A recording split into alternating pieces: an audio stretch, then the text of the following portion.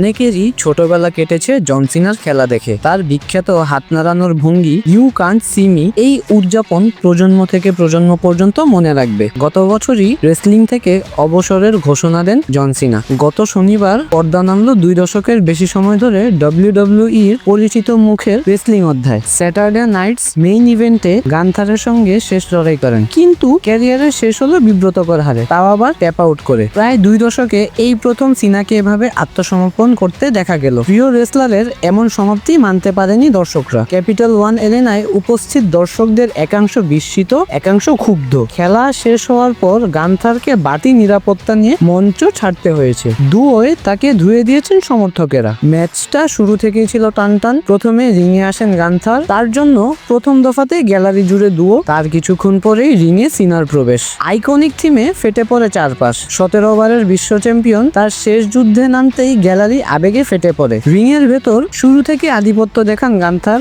সিনার 5 নকল Shuffle, STF একাধিক trademark মুভে দর্শক ভাবতে শুরু করে হয়তো শেষটা অন্যরকম হবে, কিন্তু গান্থার নিয়ন্ত্রণ ফেরান। স্লিপার হোল্ডে প্রায় অচেতন করে দেন সিনাকে। মাঝপথে সিনা ঘুরে দাঁড়ানোর আভাস দিলেও শেষ মুহূর্তে ট্যাপ আউট করেন। এরেনায় নেমে আসে স্তব্ধতা। ম্যাচের পর রিংয়ে আসেন রেসলাররা কার্ট অ্যাঙ্গল, মার্ক হেনরি, রব ভ্যান ড্যাম, ট্রিশ স্ট্রেটাস, মিশেল ম্যাকুল। ভিডিওতে ফিরে দেখা হয় সিনার ক্যারিয়ার। এরপর রিং এর মাঝখানে নিজের বুট রেখে দেন সিনা। ক্যামেরার দিকে তাকিয়ে সেলুট দিয়ে বলেন, এত বছর ধরে আপনাদের জন্য কাজ করতে পেরে আনন্দিত, ধন্যবাদ।